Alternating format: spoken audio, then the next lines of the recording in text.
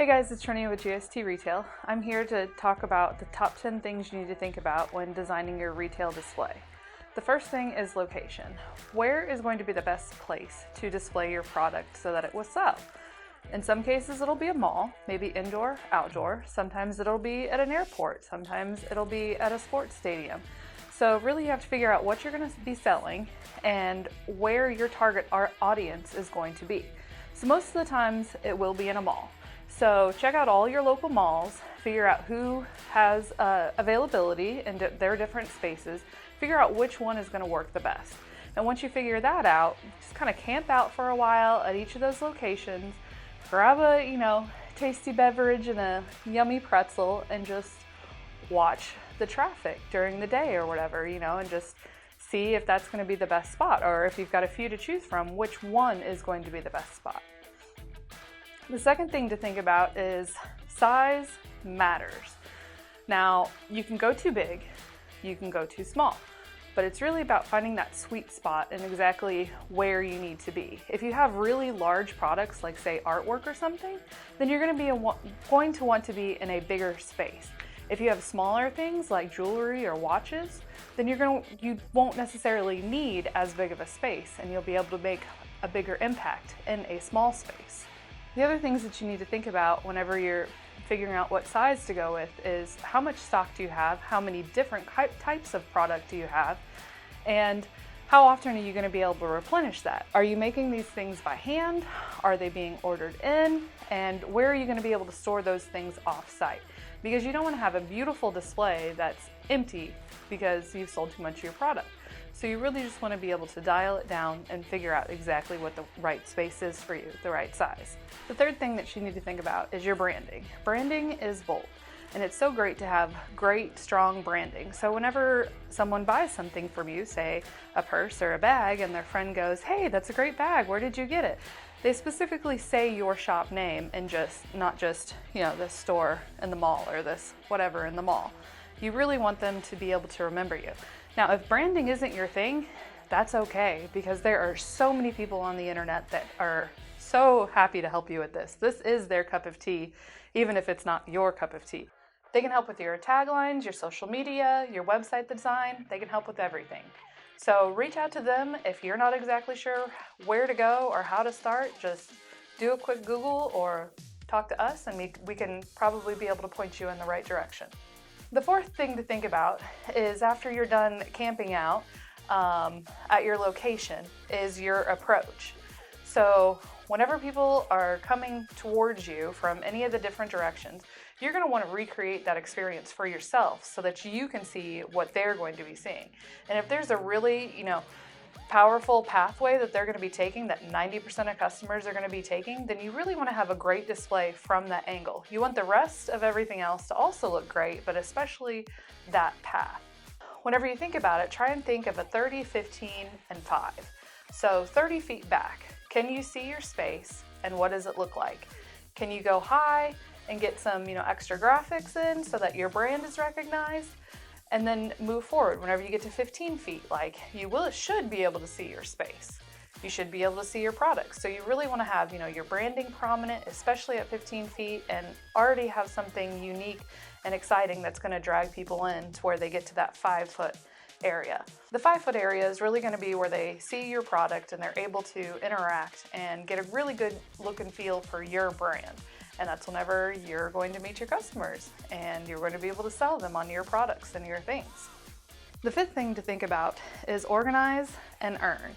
They say that for every minute you spend organizing something, you save an hour. And that is so true, but even more true whenever you're talking about retail. You need to figure out how you're going to display your items. Are you going to display, golds over here, silvers over here, handbags over here, purses over here, wallets over here? Are you going to put, sizes, like all of your large things, all of your extra large things, and your smalls? Are you going to have it, specifically by different types? So you really just need to think about that, so that whenever you're creating your merchandising plan, you know exactly what you're going to do.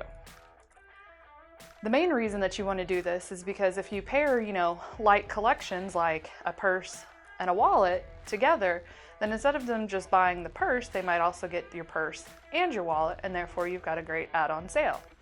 Number 6 is head, shoulders, and knees, and sales. So whenever you're also developing your merchandising plan, you want to remember exactly how high and how low to go. Anything lower than your knees, and your customers are basically going to be crawling on the ground to get to your product. You really don't want that. Plus, it's just going to get dirty and messy, and you really don't want that. The next thing is just height. You want to go with your product about eye, maybe head level, maybe a little bit taller than me just because I'm pretty short, but maybe not that short. But just kind of in that general range. So about 18 inches off of the ground to about, 5.5 foot or so. Now, if you can go higher, definitely go higher, but do that with your product, with your branding, or, highlight one specific piece, up high, like put a shirt up high, put a purse up high, but nothing so those things will just need to be readily available a little bit lower. The other thing that you need to think about is just your customer's reach. You don't want to have like a 5-foot table and then I'm going to have to be reaching, 5 foot to the back of your table so that I can reach your product. Like if your space is 5 foot, then you're probably going to want to be able to have people walk around all the sides of it because they can easily get 2.5 feet back, maybe 3 feet, but definitely not 5 feet, or else you're going to have all of your stuff being knocked over every day, all the time. Okay, number 7, dancing eyes are happy eyes.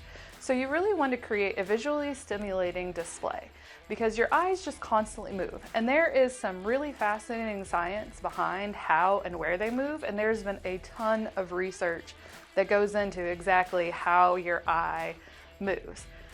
Go ahead and look it up on your own. I won't get into all that, but it is really fascinating. But basically what you need to know is that your eyes just kind of travel in a bit of a circle and a bit of a triangle. So all you need to remember is that you need to display your items at varying heights. So one low, one in the middle height, and one at a higher height. And have them on, different risers. So utilize all of your accessories, risers, tables, cubes, even custom-made accessories that'll really highlight your displays. If you have, jewelry, you can do like rings on the bottom level and, watches on the middle level, necklaces on the top level, or some earrings or whatever, just make sure that you have some varying heights and always kind of try and do things in odd numbers. Your eyes, for some reason, just like odd numbers better. It's much easier to create an appealing display whenever you use odd numbers, groups of 3, groups of 5. Okay, so the last thing to think about for your eyes and your visual approach is movement. You really want, if you can, to have actual visual movement. So maybe a monitor display with rotating graphics or, some extra product information. Maybe your website, some photos of your Instagram. Even you could have your own camera set up there to take pictures of your customers buying your products and then go ahead and upload them to the feed so that people know, this is a great product. Check out all these other people that have been able to enjoy it. One fun thing that I've seen, and this is really dependent on where you're going, but if you have a product that moves, go ahead and take it out of the box. Let people touch it, let people play with it. If you see something, flying around from 30 feet back, they've already got your attention. You're like, what is that? I need to go and find out.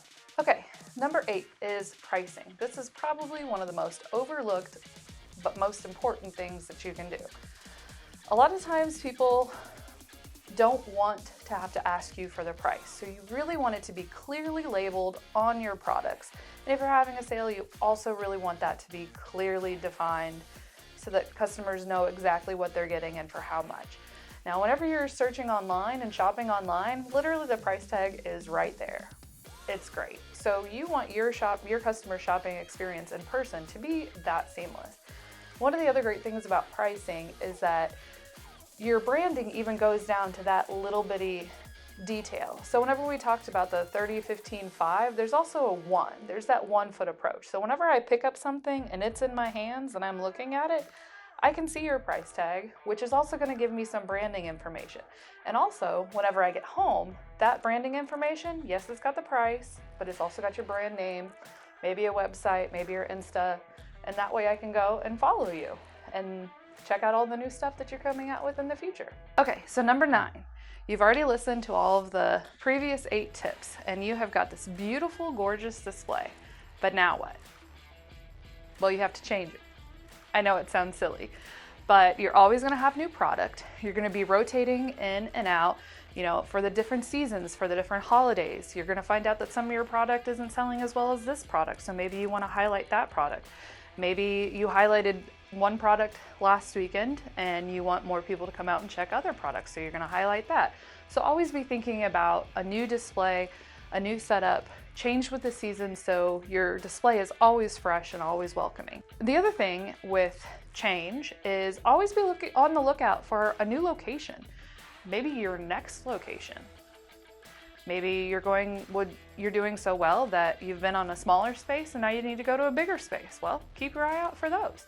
So, and just always remember that change isn't a bad thing. It's a good thing. You want to change and you want to grow, and you have to change in order to grow. Okay, the last tip, number 10. If everything that I have said sounds completely foreign to you, that's okay, because help is here. We're literally right here.